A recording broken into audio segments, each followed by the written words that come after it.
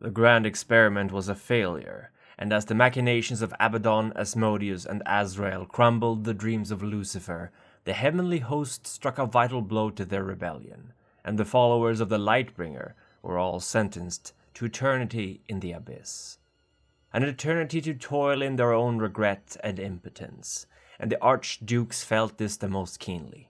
They knew that they had failed because of their opposition to Babel, and they knew that humanity would now grow and prosper without their guidance.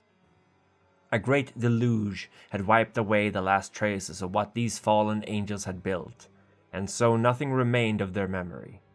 The human tribes that formed had no recollection of their former masters, and the demons of hell could only torment themselves as they realized their own growing irrelevance. They fought endless wars amongst themselves, pitted their lessers against each other in pointless battles that resulted in nothing. For there was nothing to win. The abyss was empty but for these tormented souls, and nothing could be made there. Nothing could be destroyed. Yet as time progressed, humanity devised new ways of wielding their divine spark. Sorcerers arose from their midst, and through the guidance of an invisible hand, they learned of the 5 Archdukes and their banishment from reality. But to them, these were gods, ancient and powerful, whose worship would grant them powers beyond belief. Lucifer, who had remained on Earth, had taught these humans how to summon his former lieutenants. He had no knowledge of the abyss, no idea of what it had done to the already damaged minds of his former friends. But he would learn. Their souls were so powerful that no mortal body could hold them. Thus 5 idols were constructed to house the essences of Abaddon, Asmodeus, Dagon, Belial, and Azrael. As these reliquaries were finished, great celebrations were held at the 5 locations chosen to host the ritualistic summonings. People flocked to these temples, animals and humans were sacrificed, and even great rulers from all across the lands attended. Akkad, Sumer, Indus, Kush, and the court of the Shang dynasty. These places became the hearts of worship of these ancient evils, and the mortals devoted to serving them sacrificed lives and sanity in equal measure to placate their new masters. Yet it was not enough. In the time that had passed since their banishment, humanity had found countless new things to worship. New faiths had sprung up that supplanted the belief in the angels of creation. And thus the 5 Archdukes realized that they no longer held even a fraction of the power they had once wielded. They needed worshippers, and thus sent their most trusted servants to construct grand cults for them. In return, they performed simple parlor tricks for their thralls.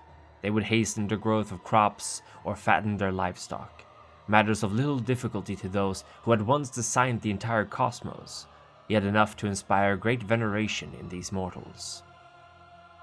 But any who disobeyed or denied them would be struck down with plagues and other punishments. Over time, the Archdukes learned to be fickle and cruel with their worshippers, keeping them terrified, yet constantly desiring the rewards their faith would deliver them. This tactic ensured the constant growth of their cults, as more and more mortals flocked to their temples, desiring to learn what sorceries and secrets they could, and to placate their dark masters. In time, the 5 Archdukes grew powerful enough that they could possess the bodies of their worshippers for some time, yet this would inevitably wither the flesh, as no mortal form could contain the power of Lucifer's generals. They were given countless names, and the Archdukes realized that by pretending to be multiple deities in a pantheon, they could harvest worship in many different forms. They even co-opted and replaced many already established faiths, worming their way into and exploiting the faith of their followers. Abaddon would present himself as a goddess of hunt, war, and lusts in many different incarnations. In this guise, he would tempt mortals into great orgiastic displays of worship where nothing was taboo. Coupling with animals, ritualistic torture, and the consumption of human flesh was common and urged on by the former general of the Ebon Legion. And even to this day, these cults exist to practice their wicked ways. Asmodeus the Seer used his understanding of divine fate by the positions of the planets and stars to teach his worshippers how to read the future in entrails. These prophets would then seek employment amongst kings and emperors, aiding them with their visions, yet influencing decision-making and worship, all in favor of their dark god. Dagon, faithful Dagon, who had stood by the Lightbringer, took out his frustration by spreading his faithful far and wide across the Indian subcontinent, teaching them the arts of writing, of seafaring, and of forging great weapons of war and instruments of torture. He created armies of loyal followers who would enforce his iron rule over the people subjugated by his cult.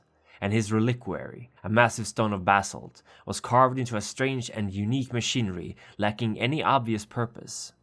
It was fueled by blood, and some would come to believe that its true purpose was to tear reality asunder.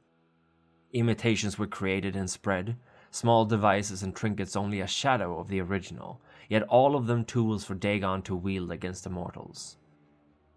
Azrael's cultists would devise great labyrinths, tunnels, and obelisks in order to summon, bind, and communicate with the spirits of the dead.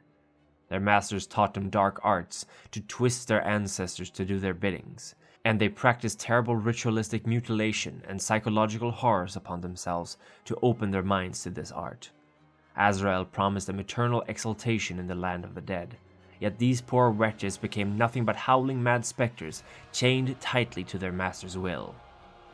As for Belial, his hatred for Lucifer was matched by none, not even the other Archdukes. Whereas they established a primary way of harvesting faith, Belial's reliquary, a small statuette carved to resemble a mix of human and cephalopod, was capable of being transported around, and thus cults dedicated to the Archduke of the Crimson Legion could travel far and wide and recruit from many different branches of sorcerous mortals. What they all had in common, however, was that they sought to research the dragon lines that crisscrossed the world. The Iron Legion had been tasked with creating these ley lines, but they had not revealed its purpose to the others. Yet Belial realized that they could be used to trace the movements and actions of other beings, and he set out to unravel their secrets so that he could find and destroy his former prince. Yet he never succeeded, the Lightbringer always one step ahead. Unlike before their condemnation to the abyss, these earthbound demons had no need to command their mortal charges directly. Heaven, it appeared, was either not aware of their presence on earth, or did not care about it, and thus they had all the time and patience to slowly nudge their followers in the right direction. They practiced patience, subtlety, and deceit, preferring to work from shadows rather than in the open as in ages past. This was not simply because of heaven, however. Lucifer had taught the mortals sorcery, and they soon began to teach others these same rituals, and the Lightbringer was horrified to realize that not only had his 5 generals become twisted and evil in the abyss, so had every other demon summoned to earth. 666 demons were brought forth and shackled to reliquaries all over the world, and each of them contested with the others for faith and followers. It was perhaps a small blessing then that these demons could not tolerate their others' plans and machinations, for had they united as one, surely they would have subjugated all of creation. They had no interest in allying themselves with Lucifer, for his vision of elevating humanity to godhood was to them as naive as the angels of the Creator had been when the first murder had released them.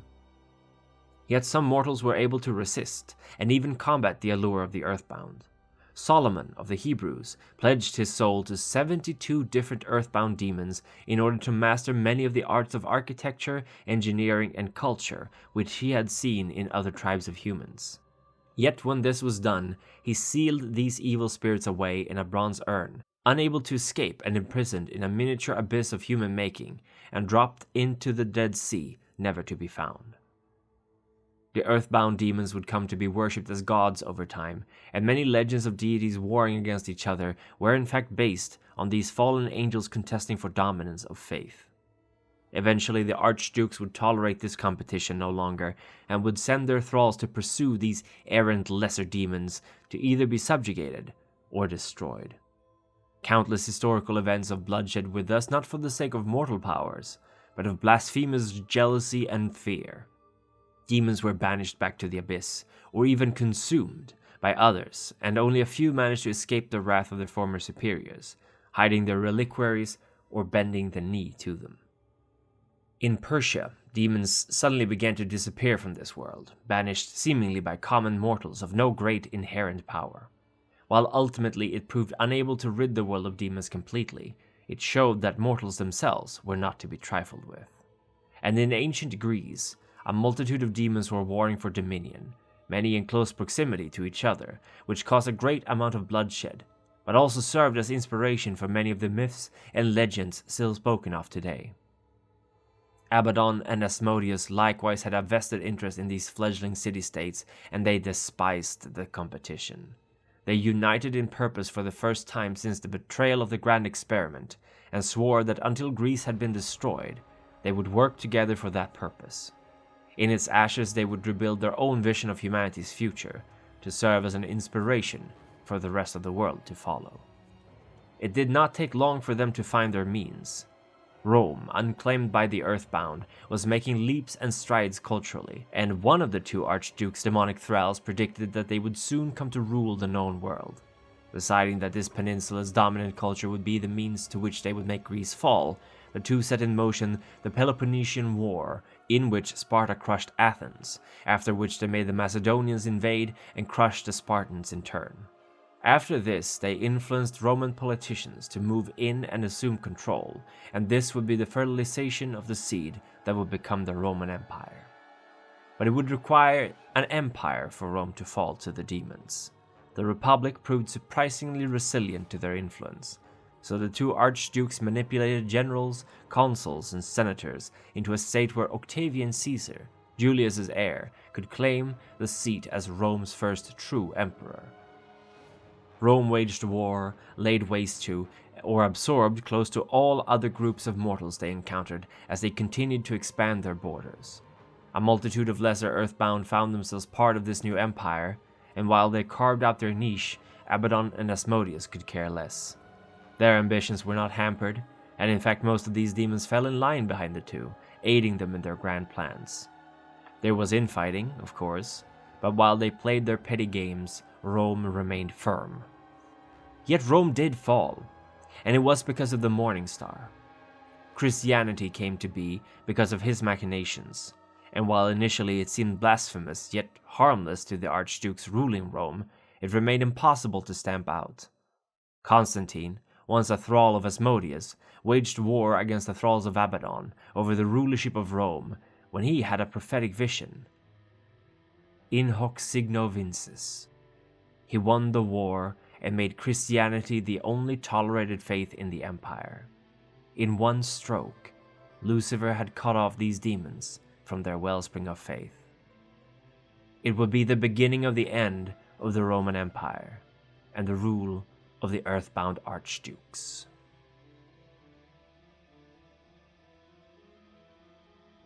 The three grandchildren of Cain wait patiently for the time of judgment to arise. Bambi Parsons, a leader with an unbreakable will, Procyon, who has been reborn as a god amongst Cain's angels, and Dugal, whose thirst for blood is matched only by his strength of will and purpose. Their childhood, the Methuselah, control our every move through their timeless jihad. They are Her Satanic Majesty Dani, whose mere presence chills the heart, Maximilian S. Hardcastle, a tutor and master of the jihad, Socrates Johnson, a masterful craftsman of stories, Lauren Eason, a trustworthy ally and friend, Alexander Cainhurst, inquisitive explorer and steward of the Cainhursts, and Snow, who oversees the progress of the council patiently from the shadows. On the council of the Primogen are seated Edward Reed, Ian Nichols, the Black Friar, Ravenfang, Brandon Hunter Hayden, the Autumn Alchemist, and Michelle Light, wise leaders and of good judgment.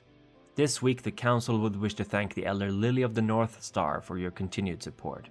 We deeply appreciate your wisdom and belief in our endeavors. We would also wish to welcome the Ancillary Blind Man, whose service to the council has not gone unnoticed. Thank you for your support.